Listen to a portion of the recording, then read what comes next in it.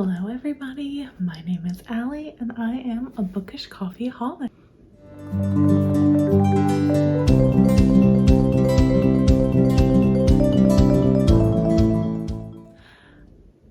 Hello and welcome to or back to my channel. Today I'm going to be doing my November wrap-up. Now unfortunately I did not read that many books this month. It was a very busy month with a holiday in the middle, and because I had a really hefty book, it was an e-arc that I had to read, I kind of just didn't get to that many books because I wanted to devote a lot of my attention to reading that arc and providing a thorough review. I don't really do that many arcs. This is kind of my first jump into doing arcs and I think that it went really well. I just know that they can take a lot more time, and so I don't want to overwhelm myself with a large number of arcs to do every month. So without further ado, let's talk about some books. The first book that I read in November was The Last Thing He Told Me. This was a very quick read. I actually listened to the audiobook rather than reading my physical copy because I was out of town. And I knew that I wanted to read something, and so that's what I picked up. So this book was a good, like, middle of the road suspense mystery type book. It was about a married couple and their daughter. The wife was actually his second marriage, so she is the stepmom, and the husband, one day just doesn't come home from work. The husband sends the wife a note via a carrier and asks her to protect the daughter. And so it's essentially a story about the stepmom and the daughter, like, coming closer through conflict, because they didn't have like a great relationship to begin with. And to me, that's like really what I got out of the story. It was well written. I thought the storyline was great. It was executed pretty well. It just personally didn't like completely stick out, if that makes sense. So, but it was good. So the next book I want to talk to you about is actually my first holiday read that I did, and it is The Holiday Swap. So this book I had received last year as part of my Book of the Month box, and I read like 50 pages and had to put it down because I had like so many crazy things happening during the holiday season last year, and so I didn't get to finish it, but I picked it up this year and I'm really glad that I did.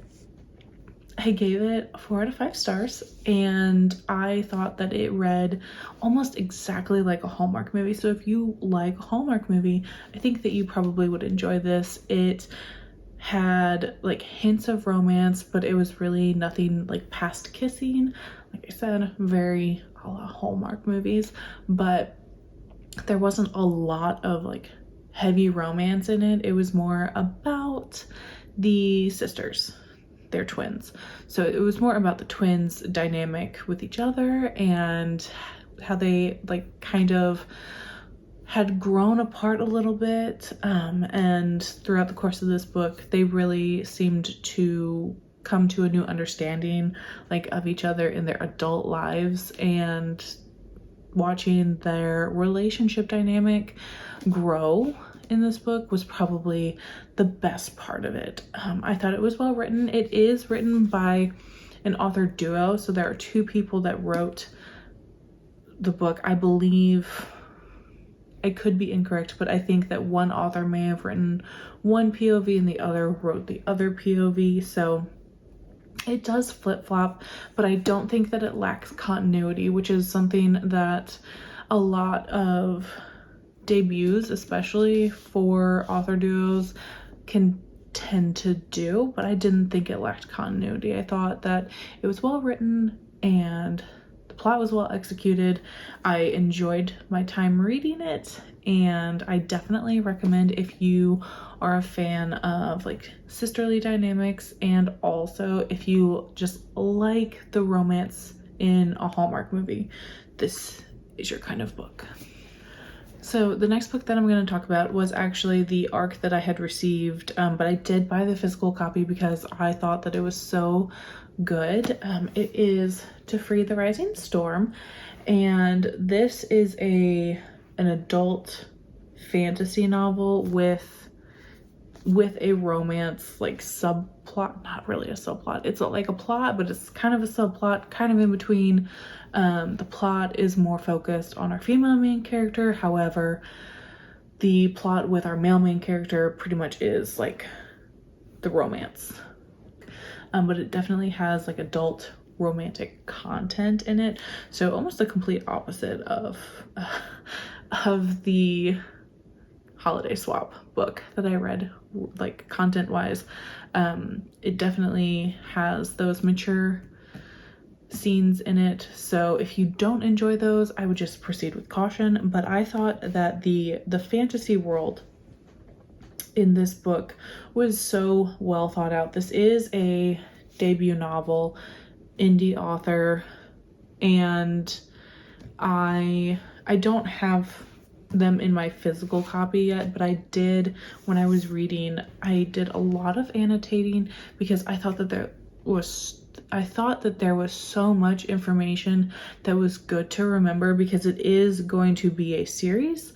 The author is currently actually working on the second book, so it is going to be a series, and I knew that I wanted to mark things that I thought would be pertinent. But this is probably one of my favorite reads of the year. All right, the last book that I wanted to talk about, I didn't actually finish in November. I started it in November and finished it on December 1st, but because I filmed this video a little bit later, and because I want my December wrap up to be mostly about the readathons that I did, I'm gonna go ahead and add it into this wrap up. But I read If We Were Villains. I am planning on transferring my annotations from my ebook into the physical book,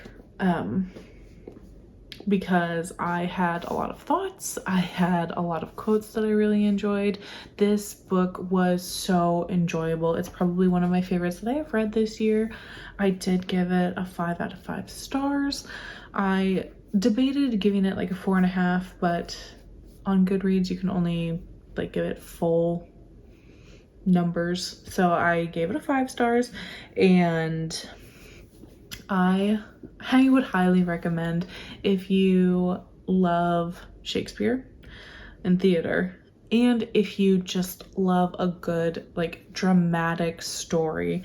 This was so dramatic. The characters were full of drama, they were full of flaws, and those flaws were clearly like highlighted. Like that was kind of the point, was that our characters are flawed. And I know that some people might consider this like a mystery book, thriller.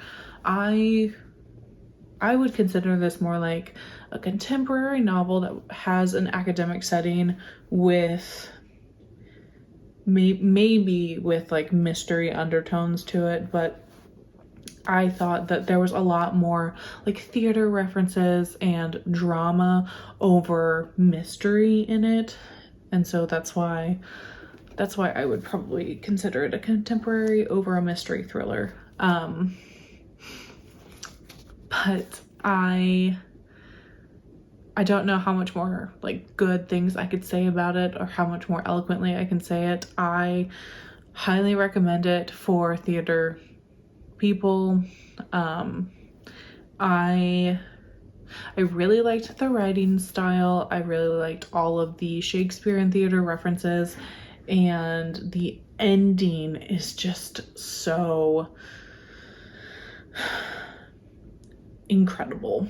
I guess that's the best word that I can use to describe it. The ending was so incredible because you are just kind of left like looking at the last scene, and you're like, what?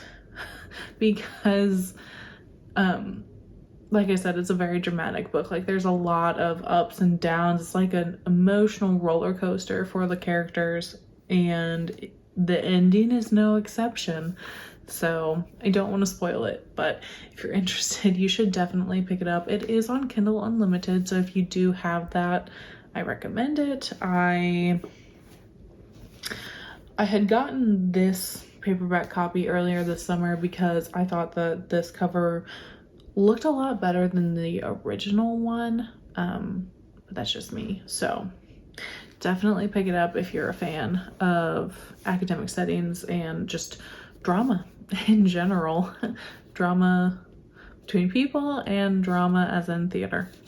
Highly recommend. So those are the books that I read in November. Like I said, I had a very,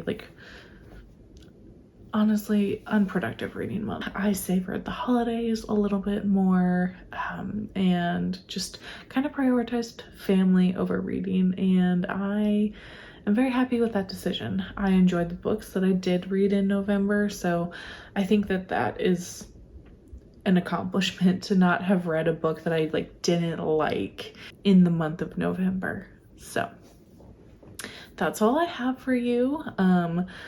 Just as a note, this month is going to probably have a little bit more content than I have been putting out, simply because it is the end of the year and I am gearing up for content for next year and just making some reading plans for myself. I might put out a video detailing all of those reading plans for next year. I'm not sure yet. I haven't solidified them, but we'll see. So again, thank you so much for just spending some time with me while I talk about my books that I have read in the month of November. I really appreciate your time, and I hope to see you soon in one of my next videos. Feel free to leave a comment below. Let me know what you enjoyed. If you've read any of these books, what your thoughts were. I'd love to hear it. Thank you so much for stopping by.